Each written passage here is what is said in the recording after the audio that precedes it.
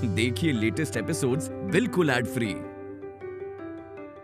अगर आप आपके फैसला ना बदल सके नी तो ये घर के बहू होके के नाते हम ही फैसला ले सके नी। ये शादी ना होई, आप उठी यहाँ से। और सासू माँ, आप ही सिखेले बानी ना हम रखे कबो के हार ना माने की चाहिए। अगर आप आपके सीख पर अमल ना कर सके नी तो ठीक बा, यह अनर्थ हम आपके करे ना दे। ताके का लागत रहल हमी प्रॉपर्टी ये सब साइन करके यहाँ से निकल ले, ताके गलत लागत रहल। तू वादा कैले रहू अंतरा। गुड्डन वादा तो कैले ऐसे जाला ताकि सही समय आवे पर ना वो वादा तोड़ देहल जा और अक्षत हमार सच का बुना पहचान पे यहाँ।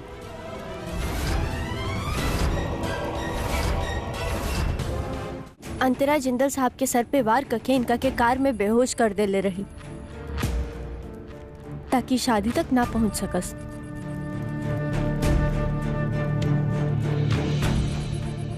हम जिंदल साहब के बार बार फोन करत रही उनका से बात करे के, और जैसे ही ओजा दुर्गा जी पहुंचली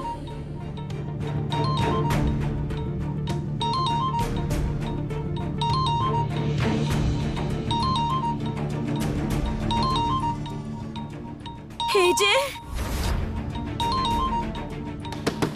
एजे, का करी?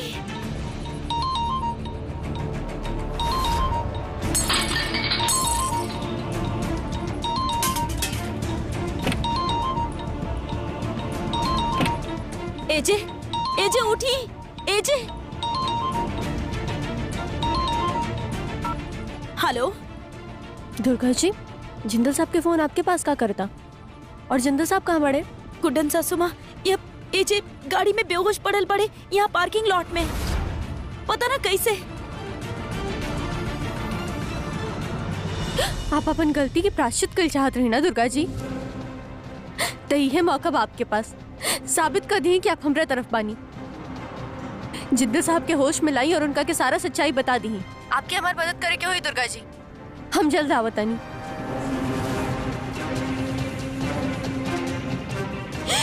अंतरा छोड़ अपना तारा के।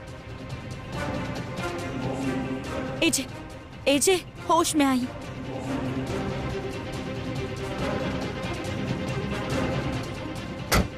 संभाल के, आप ठीक बानी ना? एजा पेजा कैसे एली? केहू हमरा सर के पीछे डंडा से मरले रहे, ओकरा बाद बेहोश हो गई नी। आपके केहू और ना बल्कि अंतरा मरले बड़ी जिंदल साहब।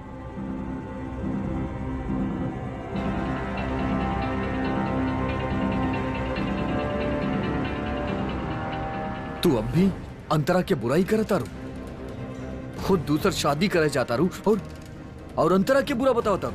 कौन बुरा कौन भला, ये आपके केहू के कहे पे यकीन ना हुई जिंदल साहब। आज हम जॉन कहतनी वो चुपचाप से मान ली, जितना कहतनी उतना कर ली। कुछ और ना सही तो जितना पल हमनी के साथ में बितौले बानी जा, उ पल के नाते कुछ पलू कर ली जॉन हम कहतनी।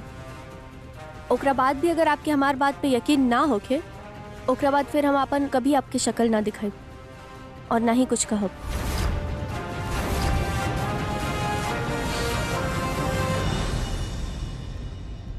और फिर गुड्डन के प्लान के हिसाब से दुर्गा अंतरा से झगड़ा के लिए, शादी रोके की नाटक के लिए, ताकि अंतरा डिस्ट्रैक्ट हो जाए और हमके मौका मिले वो दूल्हा की जगह लेवे के।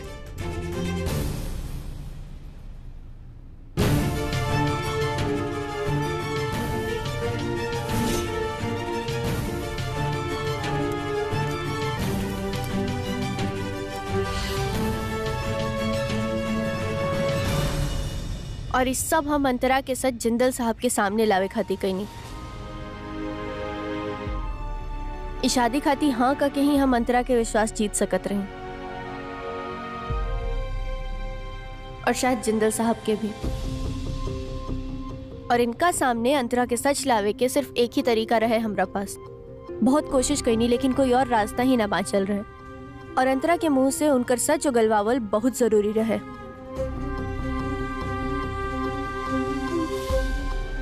आ गए ना सच सबके सामने। एजे अंतरा हमेशा से ही गलत रहली, और हाँ कुछ हद तक हम भी ओकर गलती में ओकर साथ देनी।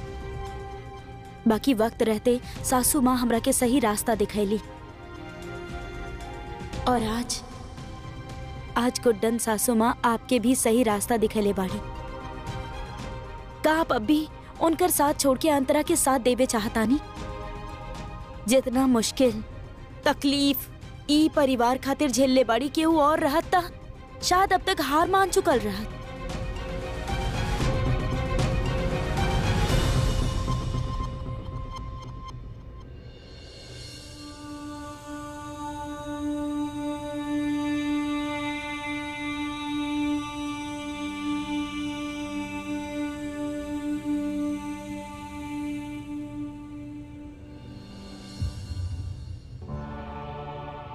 हम जौन कैले बनी होकर माफी होखे लेना कि हम ना जाने ले, ई तक ना जाने ले कि तू हमके माफ कर पैबू कि ना। लेकिन जौन हम तोहरा साथे कैले बानी ओकरा बाद त कौना मुंह से माफी मांगी ई भी ना जाने ले।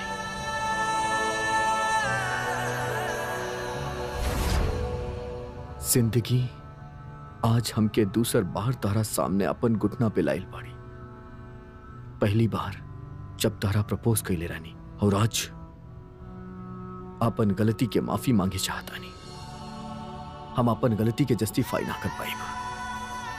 बस इतना कहे चाहतानी कि हम आज तक जौन कुछ भी कहले बानी, जौन कुछ भी कहनी, ओकरा बावजूद तोहरा से प्यार कैले ना छोड़नी। हम नाराज रहनी तोहरा से पर नफरत ना कर पैनी तोहरा से कबो। हम ना जाना तानी कि तू हमके माफ कर पाबू कि ना, कि बस इतना कहे चाहतानी कि जितना हम तोहरा से कल प्यार करत रहनी ना गुड्डन, उतना आज भी करेली और कल भी करत रहब। I am sorry, I am sorry. हम आपके माफ करे तनी जिंदल साहब।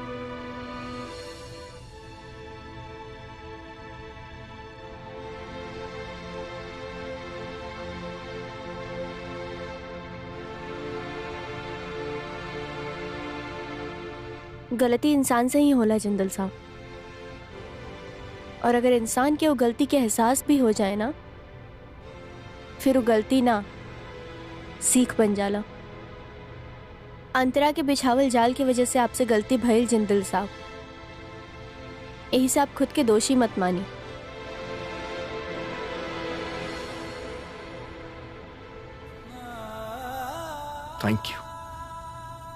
Thank you Guddan, thank you so much.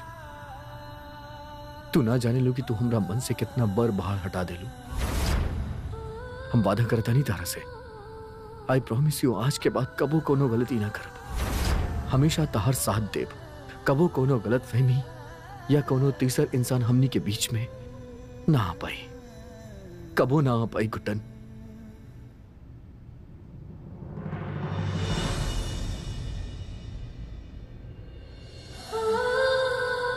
अगर ऐसा बात तो हम आपसे माफी मांगता नहीं जिंदल साहब। हम आपकी गलती के माफ जरूर करनी, लेकिन आपके अपना लाइफ में वापस से एक्सेप्ट ना करनी।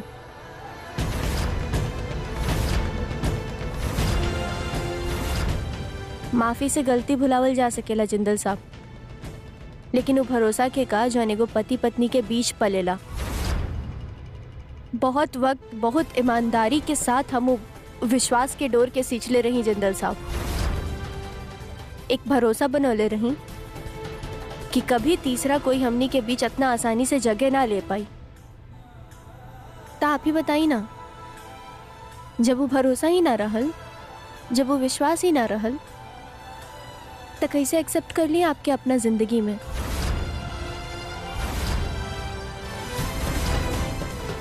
लड़ाई झगड़ा से एक बाद रिश्ता जुड़ जरूर जाला जिंदल साहब, लेकिन ये बात तो आप भी जाने नहीं ना कि रिश्ता वापस से ऐसा ना बन जाला। और अंतरा से अकेले लड़ लड़ के हम इतना टूट चुकल बानी ना जिंदल साहब कि वापस से आप पे भरोसा करे के हिम्मत ही नहीं के बचल। इंसानियत के तौर पे हम आपके गलती तब माफ कर सके नहीं जिंदल साहब, लेकिन एक पत्नी के तौर पर आपके अपना पति के रूप में अपनावल अब हमरा से ना हो पाई।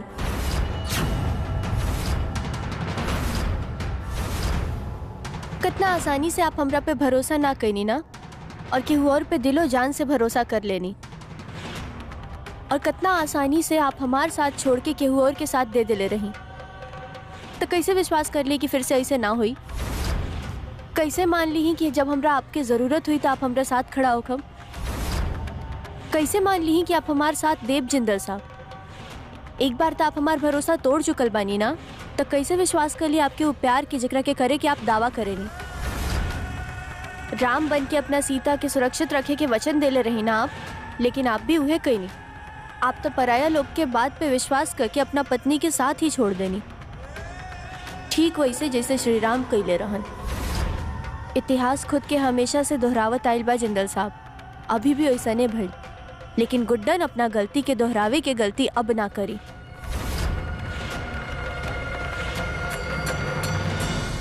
माफ हमरा के करब जिंदल साहब कि हम आपके माफ ना कर पाई, ना अपना पाई आपके अपना पति के रूप में। वो भरोसा हम फिर से ना कर पाई, इतना हिम्मत नहीं के बचल अब हमरा में।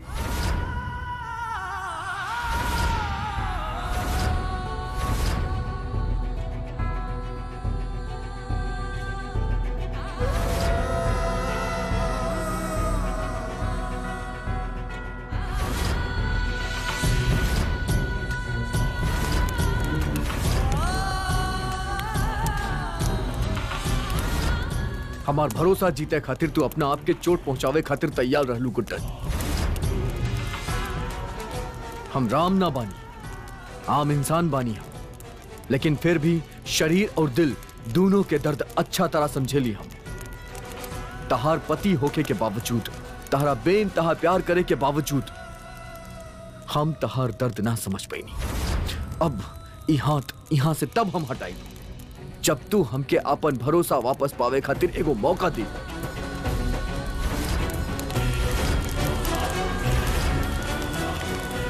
जिंदल साहब आप भी हटी। का करत तानी? आप पागल हो गइल बानी का? प्यार तो अब भी तू हमरा से करेलू ना गुड्डन। हम तहरा से तहार भरोसा वापस ना मांगतानी, ओकरा जीते खातिर एगो मौका मांगतानी। प्लीज गुड्डन, हमके तहार भरोसा जीते के एगो मौका दे। मत करी सब, ना कर पाई हम आप पे भरोसा, समझे के कोशिश करी जिंदल साहब। और आपसे दूर रहे के सजा तो हमरा भी मिली ना, लेकिन अब हमरा आदत हो गई बा, आदत हो गई बा अकेले रहे के। अपना आंसू के अंदर छिपावल सीख गई भी आ भी गुड्डन, लेकिन अब आप पे भरोसा हम ना कर पाए। आपके वापस से अपन पति, अपन जीवन साथी और यहाँ तक कि एक दोस्त के रूप में भी स्वीकार कर गुड्डन से अब ना हो पाई। अगर आप हमारे दिल तोड़ ले हुई थी ना जिंदल साहब, तो फिर भी कैसे ना कैसे कह के हम ओकरा के जोड़ लेती। लेकिन जब भरोसा एक बार टूट जाए ना, तो ओकरा के वापस से जोड़ल बहुत मुश्किल बा। और हमू पत्नी में से नहीं की जिंदल साहब जौन अपना पति के हर भूल के माफ करके ओकरा के वापस से एक्सेप्ट कर लेवे। ई सब गुड्डन से एकदम ना हो पाई।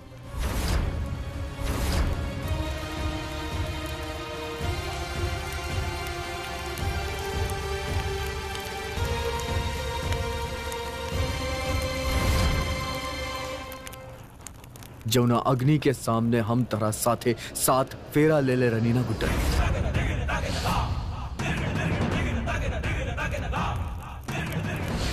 आज वह अग्नि के साक्षी मान के हम ही प्रण लेतानी कि हम अक्षत जिंदल आपन पत्नी गुड्डन अक्षत जिंदल के भरोसा वापस जीत के दिखाई। आज तक तू सब कुछ कैले बाड़ू गुड्डन, हमरा खातिर, ई परिवार के खातिर मन्नत मांगले बाड़ू तू। अब हमार बारी, हमू पति धर्म निभाई जकरा के निभावे से हम चूक गई नहीं। अब हर दिन हर पल अब यह कोशिश हुई हमार कि तहार प्यार और तहार भरोसा वापस जीत के दिखाई। और हम तहरा से वादा करता नहीं गुड्डन कि हमरा से हो पाई।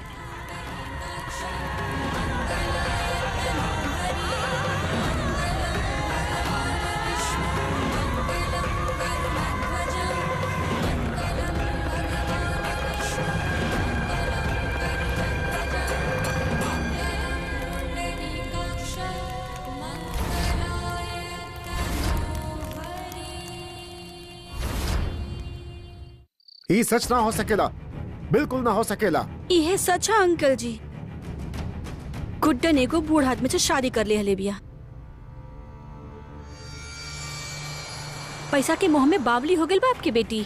उसे उम्र तक का लिहाज नहीं खे। मिडिल क्लास जौन आपने वैल्यूज जौन आप संस्कार दे ले रहनी वो सब भुला चुकल बिया। ओकरा खातिर अब रिश्ता ना था ये कुल इम्पोर्टेंट नहीं खे, बस पैसा इम्पोर्टेंट बा। हमके तब तक विश्वास नहीं खे हो।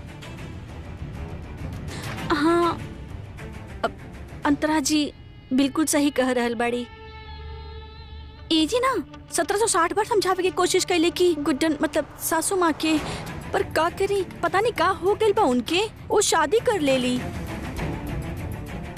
और ऊपर से एजे की बेइज्जती करके उनके घर से बाहर निकाल दे ली। दादी सच कही तो हमके बहुत बुरा लगा था एजे खातिर। समझ में नहीं की आवत की का करी। माँ प्लीज ऐसे दुखी मत होखी। भले गुड्डन आपके साथ छोड़ दिले होके, लेकिन हम बानी ना। आपकी बहू अपन जिंदा बिया माँ। ये देखी जौन प्रॉपर्टी पैसा जौन भी रहल ना, हम सब घर वापस लेके आइल बानी। ये देखी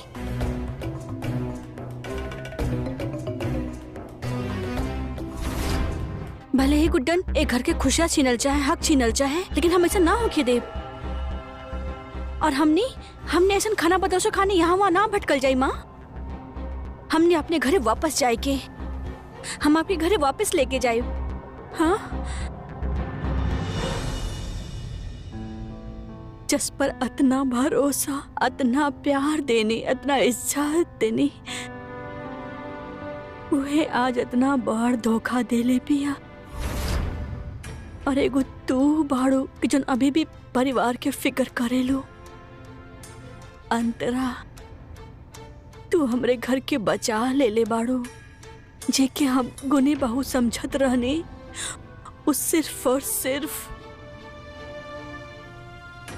पैसा के भूखल निकलल। बेटा तू हमरे परिवार के इज्जत रख ले लो। थैंक यू बेटा। बस माँ बस। अंतरा अब बस बहुत हो गई। अंतरा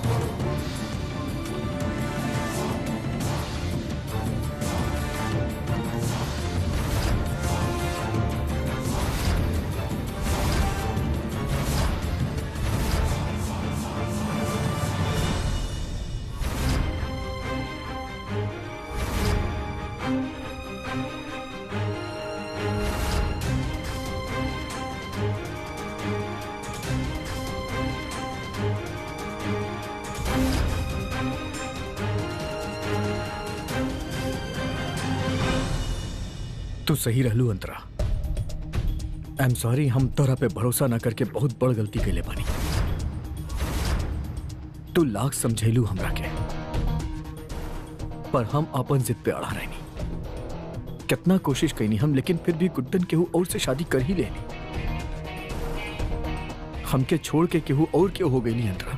ऐसा कैसे कर सकेली हो? दिस इज नॉट फेयर। गलत। तू चिंता मत करा, हम बानी ना,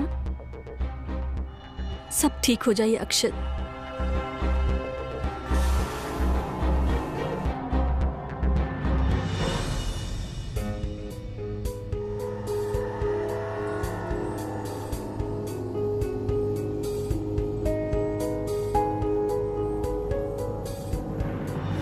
का ये तू सच कर रहा बेटा? हाँ पापा, आप जॉन भी कुछ देखनी अभी, वो सब जिंदल साहब के नाटक रहे पापा। हम अंतरा के मुंह से होकर सच निकलवा चुकल बानी पापा। वो जिंदल साहब के सामने अपन सारा के सारा सच्चाई कह देलस। भगवान के लाख लाख शुक्र बा बेटा कि ये सब नाटक रहे। तोहरा पता बा हमार जान ही निकल गए रहे तोहार शादी के बाद सुन के। ऊपर से दामाद जी और अंतरा जी के तरह मिलते हुए देख के। ऐसा आपके लागत रहे का पापा कि आपकी बेटी पैसा खाती कोई बुढ़ा सा इंसान से शादी कर ली? हाँ बेटा, बिल्कुल ना। हमार और तोहार माँ के देहल संस्कार पर हमरा पूरा भरोसा रहे। पापा आंसू पोछी।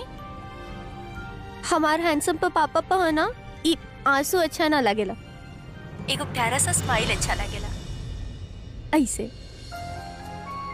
अब आप जल्दी से आंसू पोछो तानी, या फिर हम भी रो दी। हाँ बेटा।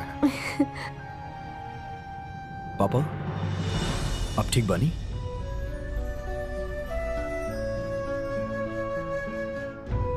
आई एम सॉरी पापा, ई सारा नाटक हमनी के करे के पड़ ताकि अंतरा के हमनी के शक ना होके। I hope you understand. Jindal साहब ठीक कहता रे पापा, सारा प्रॉपर्टी सारा पैसा अंतरा के नाम बा, ओकरा के एक्सपोज करे खाती कुछ दिन खाती नाटक जारी रखे के हुई पापा। बेटा तू दोनों पति पत्नी साथ रह के जौन भी मुश्किल के सामना करबा वो बहुत जल्द हल हो जाए बेटा। हमरा ते ये बात के सबसे ज्यादा खुशी बाकी तू दोनों साथ बाड़ा। पापा हम आपके बाद में कॉल करत तनी। हाँ बेटा ठीक बा। एक मिनट, हम उहे कैले बानी गुड्डन, जौन हमने डिसाइड कैले रहनी। और कुछ ना और कुछ ना। चलिए।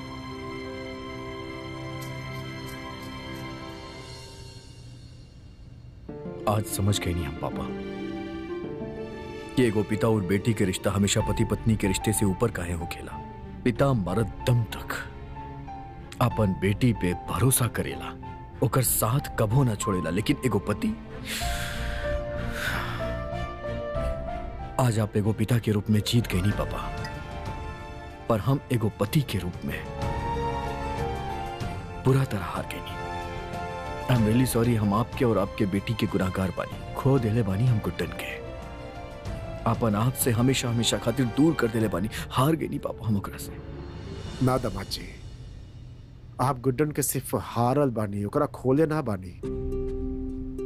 अरे हार के जीत में बदले खातिर जरूरत बा सिर्फ सच्चा प्यार के और दृढ़ निश्चय के।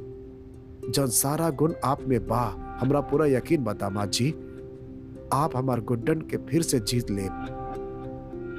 आपन प्यार के ए ताकत से विश्वास के ओ नींव के आप फिर से मजबूत कर ले।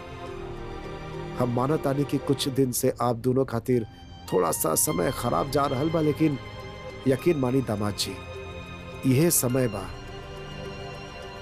आप दोनों के प्यार और एक दूसरा के प्रति विश्वास के और पक्का करे के।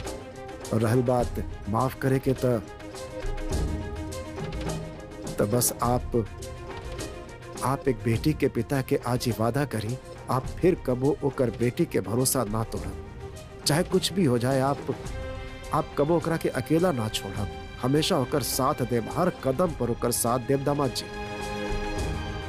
हमार गुड्डन हमार खुशी बाड़ी, हमार सब कुछ बाड़ी, लेकिन ओकर खुशी ओकर सब कुछ आप बानी दामाद जी, सिर्फ आप।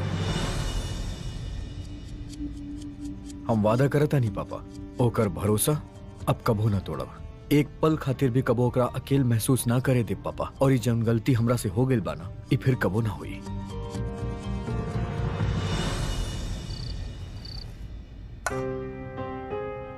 हम जानतानी आज तक हम जौन कुछ भी कहनी, आपके खिलाफ जौन भी कदम उठैनी, उनका भूल के हमरा माफ कैला आपके खातिर बहुत मुश्किल बा।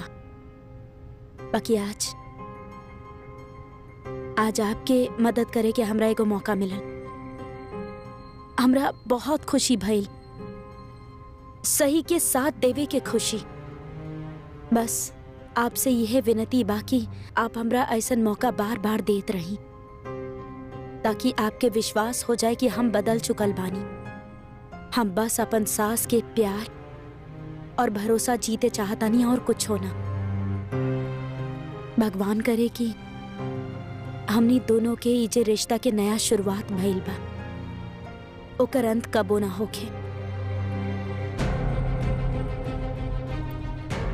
आप कुछ कहना चाहतानी, ठीक बा, बाकी कम से कम ही चाय तो पी ली ही। हम बहुत प्यार से खास आपके खातिर बने ले बानी, पी ली ना।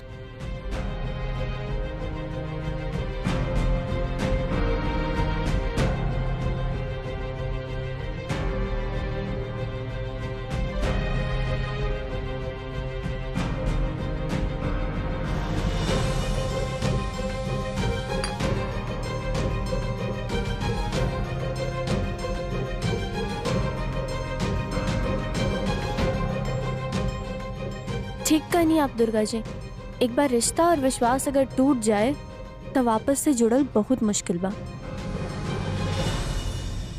सासू माँ, सासू माँ, बुढ़ा के होश आ गइल बा। हमनी के प्लान के अंजाम देवे के वक्त आ गइल बा। चलिए आप, चली।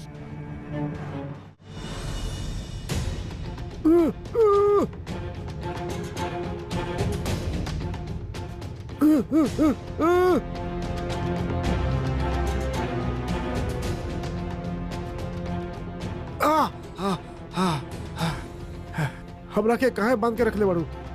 हमार शादी होत रहे, हम दूल्हा बानी, हमरा को खोला, हमार दुल्हन कहाँ बाड़ी? चुप चुप। एगो पैर कबर में बा और दोसर मंडप में।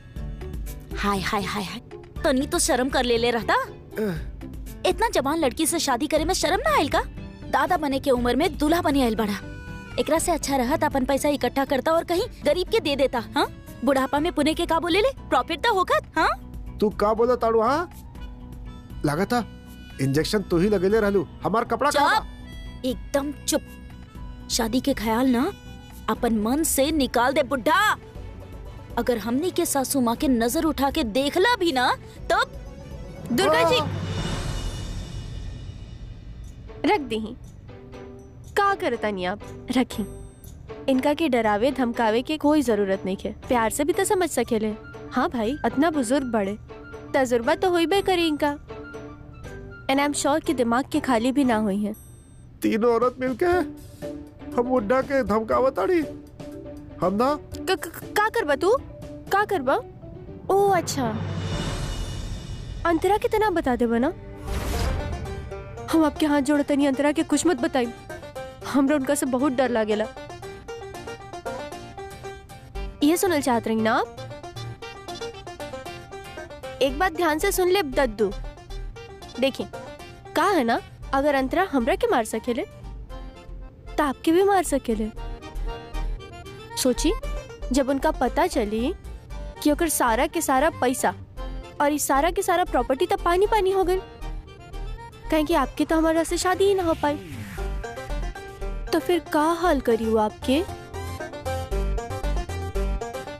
सोची सोची, का करब दद्दू? देखी का है ना, हमार बहू लोग थोड़ा सा गुस्सैल है, हमरा खातिर प्रोटेक्टिव बालोग ना, ऐसे लोग के कभी भी गुस्सा आ जाला। लेकिन हम आपके बात पूरा आराम से ध्यान से सुनम, शांत स्वभाव के बानी ना। लेकिन गलती तो आप कहनी ना, कहनी कि ना कहनी बताई? अपने से आधा की आधा उम्र की लड़की से आप शादी करे चलल रही, गलत तो कहनी ना आप? और लक्ष्मी जी कोई बात ना, इनका के माफ कर देता है। देखिए ना कितना भोला सा चेहरा बा, आपके हम माफ कर देनी। हमरा लगा था कि ई जौन भी कुछ कहले ना अपना मर्जी से ना खेले, है ना? आप ये सब वो अंतरा के उकसावे पकड़नी ना। पर दद्दू, लेकिन हम आपके खातिर इतना कुछ करता नहीं, तो आपके भी हमरा खातिर कुछ करे के हुई। करब ना। का करे के होकी?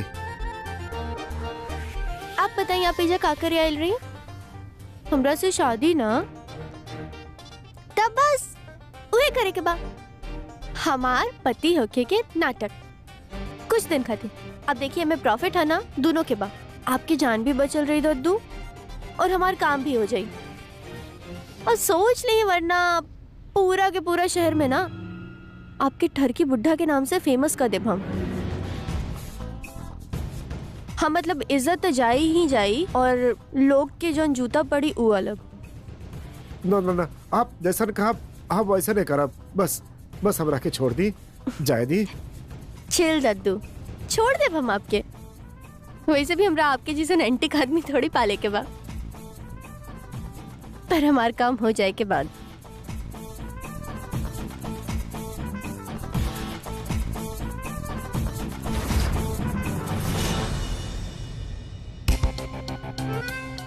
खाई खाई खाई।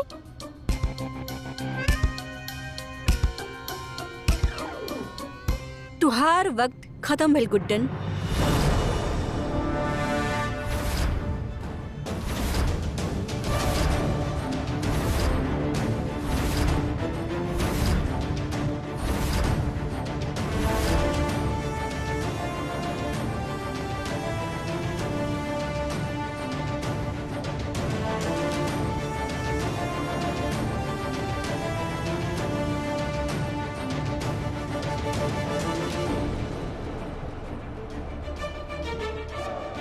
एक घर में जौन तोहार वक्त रहल ना गुड्डन, वो पूरा हो चुकल बा। अब एक घर के जी भर के आखिरी बार देख लो। वो कहा ना, एक घर के मिला के बाकी सब कुछ अब हमरे नाम पे हो चुकल बा। और जो भी कुछ हमार है वो हमरे पति का और हमरे परिवार के है।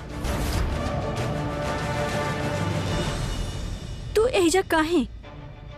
तुहार यहाँ का काम? और वैसे भी अक्षत और तुहार तो रिलेशनशिप टूट चुकल बा ना। यही से प्लीज पैक योर बैग और अपने पति के साथ प्लीज गेट आउट। ठीक बा अंतरा, अगर तू चाहता रू कि हम अभी एजा से चल जाएं तो ठीक बा, चल जाता नहीं हम। वैसे भी हमरा कोई शौक नहीं किया जा रहे क्या। हाँ कहे ना।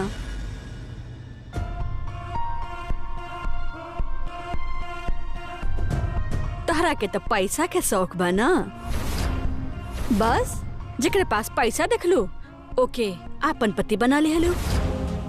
ना कोनो उम्र के लिहाज ना दुनियादारी। अरे शर्म ना आयल तोहरा के?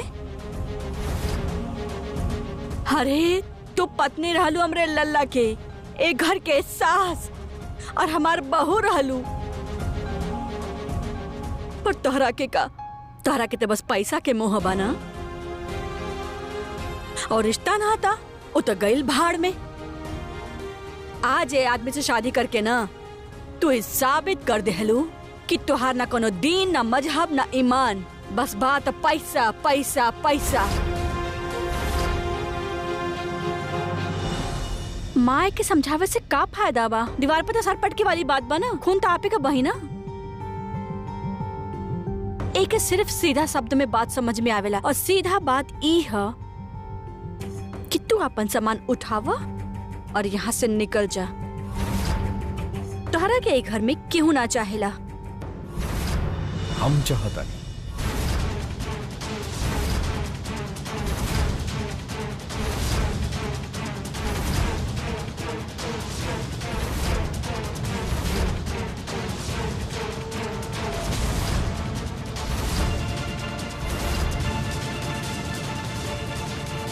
हम चाहता नहीं कि गुड्डन एजे ही घर में रहे हमनी के साथ है। अक्षत, ई तू का कह रहल बड़ा? तू ही हमके समझेले रहलू ना कि हमनी के मूव ऑन करे के चाहिए। हाँ पर तो हम फैसला ले बानी। I want to move on.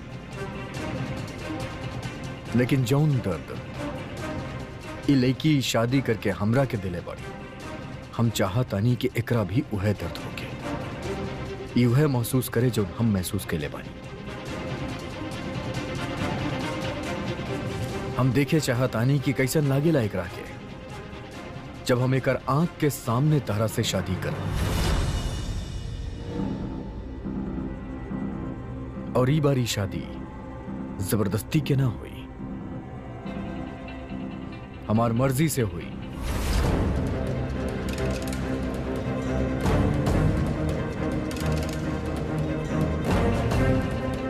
बोला अंतरा, गुड्डन के उहे दर्द पहुंचावे में हमार मदद करबू? हम एकर ऊ हालत देखे चाहतानी जौन हमार भइल रहे, तब हुई सही मायने में इंसाफ, तब करब हम सही मायने में मूव ऑन। हम देखे चाहतानी कि कैसन लागेला एकरा के जब हम एकर आंख के सामने तरह से शादी करब, और ई बारी शादी जबरदस्ती के ना हुई, हमार मर्जी से हुई।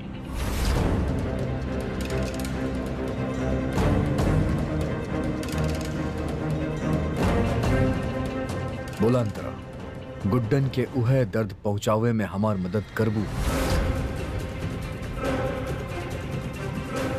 हम एकर ऊ हालत देखे चाहतानी जौन हमार भइल रहे, तब हुई सही मायने में इंसाफ, तब करब हम सही मायने में move on. So Antara, will you marry मी?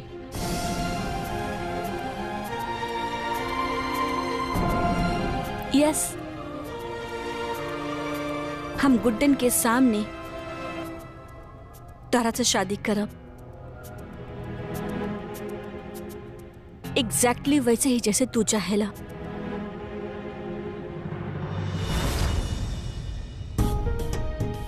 अगर जिंदल साहब चाहता रहे कि हम शादी तक एजे रुकी तो ठीक बा, हम जिंदल साहब और अंतरा के शादी तक एजे यही घर में रुकब।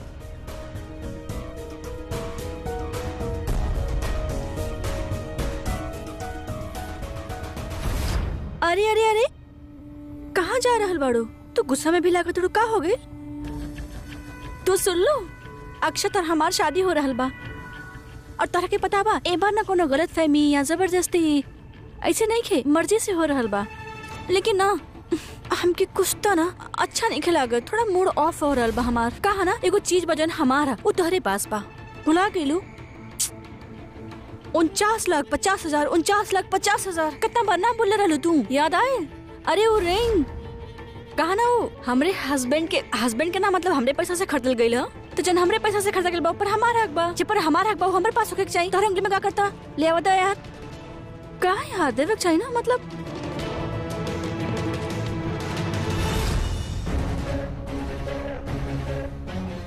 So pretty. देखे कितना सुंदर लगा था ना, बिल्कुल ऐसा लगा था जैसे तू हमारे खातिर ही बनवाइले रहलू। अब इयररिंग के का फायदा?